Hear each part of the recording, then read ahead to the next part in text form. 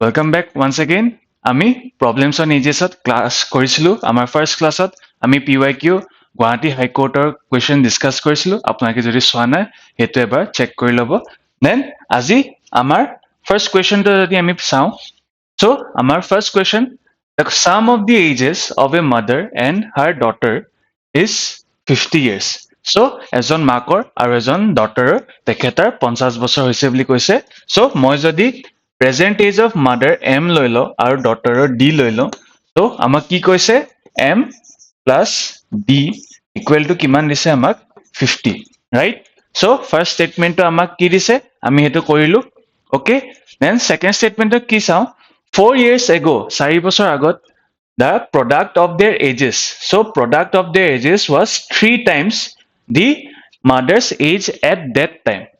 that time বুলি কৈছে so mother age to আমি -4 কৰিব লাগিব so যেহেতু product of 4 both the ages so মাকৰ 4 বছৰ আগৰ আৰু ডটাৰৰ 4 বছৰ আগৰ তাৰ যোনটো প্ৰডাক্ট হ'ব বুলি কৈছে হেতু thrice of কিমান হ'ব 3 times the mother's age at that time মানে হে 4 বছৰ আগত যোনটো এজ আছিলে মাকৰ হেতু এজৰ 3 গুণ হ'ব বুলি আমাক এটো দিলে ঠিক আছে এটো আমাৰ সেকেন্ড ষ্টেটমেন্টৰ পৰা আমি এটো ইকুৱেশন আমি পাই গলো দেন কি সুধিছে the present ages of mother and daughter to আমাক সুধিছে তো আমাক কি উলাব লাগিব m আৰু d আমি উলাব লাগিব বাস সিম্পল ঠিক আছে সো আমি যেহেতু এই দুটা ইকুৱেশন পাইছো জাস্ট এটো আমি এতিয়া সিম্পলিফাই কৰিব লাগে তো কুইকলি যদি চাও m-4 আমি দেখিছো তো এটো ডাইৰেক্টলি কাটি দিম ওকে দেন d-4 থাকি গল আৰু ইপিনে 3 থাকি গল সো আমি ডটাৰ এইজ টু কিমান পাই গলো 4 প্লাস কৰিলে আমি 7 পাই গলো ৰাইট সো এতিয়া আমি এই first ইকুৱেশন m plus d equal to 50 ইয়াত আমি ডটাৰৰ ভ্যালুটো পুট যদি কৰি দিও আমি সো আমি কি পাম m plus 7 equal to 50 right so m কিমান ওলাই গল আমাৰ 50 minus 7 43 so আমাৰ আনসাৰ কি হৈ যাব 43 মাকৰ এজ আৰু ডটাৰ এজ 7 so আমি অপশন গিটা চাও অপশন গিটাত আমি দেখা পাইছো এই অপশন গিটা নাই যেহেতু নাই তেতিয়া আমাৰ কি অপশন হৈ যাব অপশন নাম্বার ডি যে none of this is available in the options given ঠিক আছে okay first question okay next আর গুৱাহাটী হাইকোৰ্টৰ আৰম্ভ হৈছে এনৰোল কৰিব বিচাৰে আমাৰ এই কুপন কোডটো দি আপোনালোকে এনৰোল কৰি ল'ব পাৰে 7 ডিসেম্বৰ আৰু 7 ডিসেম্বৰ আৰু 25 জানুৱাৰীত আমাৰ দুটা ফ্ৰী অল আসাম মক টেষ্ট আছে আপোনালোকে সেই দুটাত এনৰোল কৰি ল'ব পাৰে আৰু অলৰেডি হৈ গৈছে 7 ডিসেম্বৰ যেহেতু আপোনালোকে হেতু ইভেন এতিয়াও ইভেন হেতু এভেইল কৰিব পাৰে হেতু ফ্ৰী টেষ্টটো আপোনালোকে পাছতো দিব পাৰিব ঠিক আছে সো মনত ৰাখিব এই কুপন কোডটো আমাৰ দিয়া আছে আমাৰ ডিসকাউন্টটো চলি আছে so you can take so next কোয়েশ্চনটো যদি আমি চাও the age of a man is 4 times the age of his daughter 4 বছৰ বেছি 4 গুণা বেছি বুলি কৈছে 4 times okay then 6 years ago 6 বছৰ আগত the daughter's age was 1/5 of her mother's age so ইয়াত father mother আৰু daughters so মই ইয়াক মেনক f বুলি ধৰি লওঁ দেউতাক so আৰু ডটাৰক d বুলি ধৰি লওঁ প্ৰেজেন্ট এজটো আৰু মাকৰ আমি m বুলি ধৰি লৈছো ঠিক আছে so first কি কৈছে the age of father is 4 times the age of daughter so father age to 4 times of daughter বুলি আমাক first sentence to পৰা আমি গম পাইছো then কি কৈছে 6 years ago 6 বছৰ আগত daughter's age so d minus 6 হয়নে d minus 6 কি কৈছে is equal to 1/5 of her mother's age মানে 6 বছৰ আগৰ মাকৰ যোনটো এজটো আছিল তাৰে 1/5 বুলি কৈছে তো m minus 6 এটো এটা আমি ইকুৱেশন পালো দেন কি কৈছে mother age is 3 years older than the father so আৰু এটা এটো ইকুৱেশন নাম্বাৰ 2 আৰু কি কৈছে m is f plus 3 এইটো আমাৰ 3 নম্বৰ ইকুৱেশ্যন হয়নে যিহেতু 3 বছৰ ডাঙৰ বুলি কৈছে মাক দেউতাকতকে সো আৰু কি কৈছে আমাক ফাইন্ড দি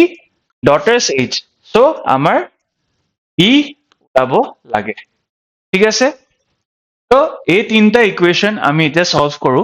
তো ইয়াত কি কৈছে f m is equal to f plus 3 আমি দেখিছো f is equal to 4d দিয়া আছে সো ইয়াৰ পৰা মই m is equal to 4d plus 3 এটা ইকুৱেশ্যন মই বনাই লৈছো ঠিক আছে গম পাইছে দেন এইটো যদি আমি সলভ কৰো ইকুৱেশ্যন নম্বৰ 2 টো আমি এতিয়া সলভ কৰিম তো d মই যদি ইয়াত 5 টো এপিনে লৈ আহো so 5d minus 30 is equal to m minus 6 ঠিক আছে simple ইয়াৰ পৰা আমি কি পাই যাম m ৰ ভ্যালুটো ইয়াত আমি পুট কৰি দিম ঠিক আছে 4d plus 3 টো আমি ইয়াত যদি পুট কৰি দিও minus 30 is equal to 4d plus 3 4d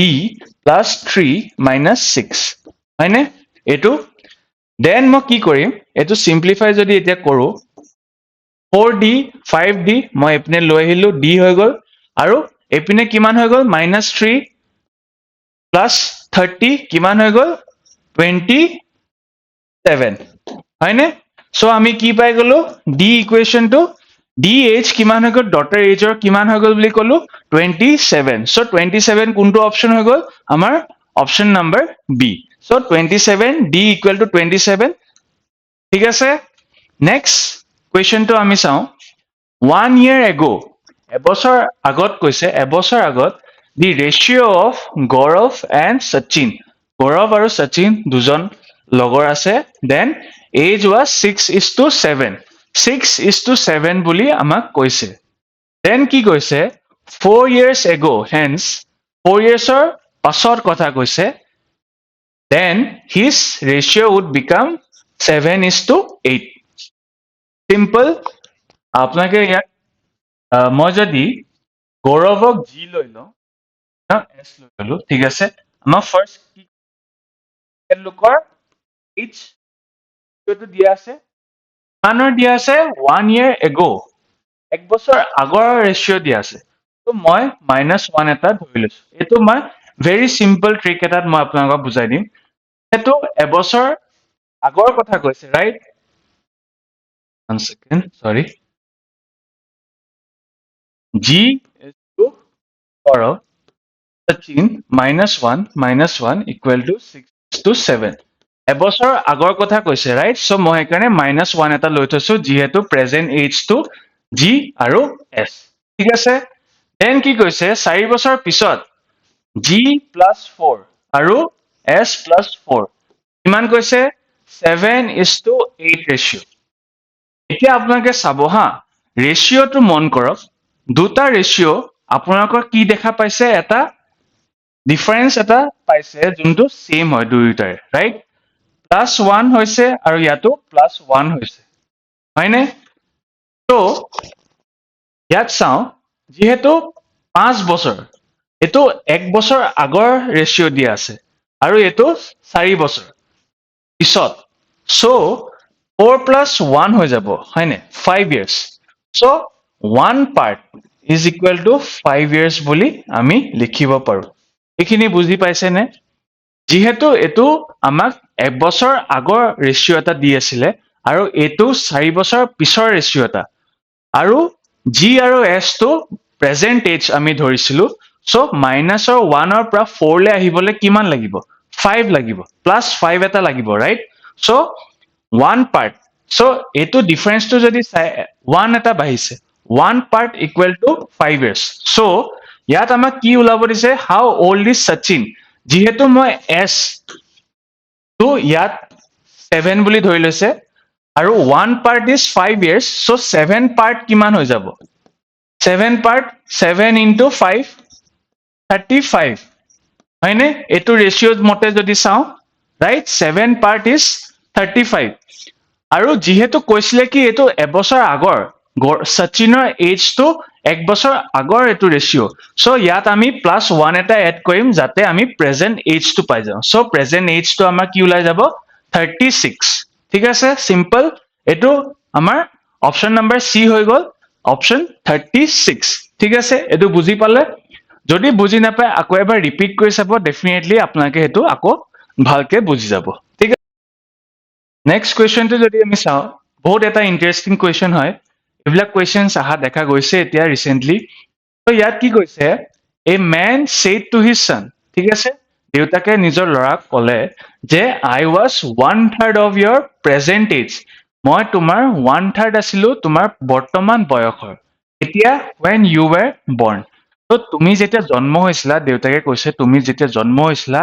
মই তোমাৰ বৰ্তমানৰ যোনটো বয়স তাৰে মই 1/3 আছিলো যেতিয়া তুমি জন্ম হৈছিলা আৰু কি কৈছে if the present age of the man is 48 years so m is equal to 48 বুলি আমাক কৈছে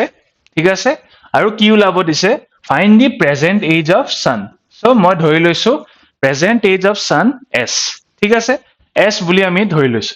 তো মই যদি এতিয়া এই সেন্টেন্সটো এটা ইকুৱেশনলে নিউ কৈছে I was 1/3 of your present age এতিয়া তুমি জন্ম হৈছিলা সো এতিয়া বয়স কিমান বুলি মই কৈছিলো লৰাজনৰ s বছৰ হয়নে তো যেতিয়া হি জন্ম হৈছিলে তো ডেফিনেটলি মই ইমানখিনি বয়স যদি মই মাইনাস কৰি দিও তেতিয়া হি জন্ম বয়সটো মই জানি যাম ৰাইট সো যেতিয়া দেউতাকৰ বয়স মানে 48 যেহেতু বৰ্তমানৰ বয়স আৰু যেতিয়া হি জন্ম হৈছিলে মানে হি বৰ্তমান যেহেতু s years বুলি মই ধৰিছো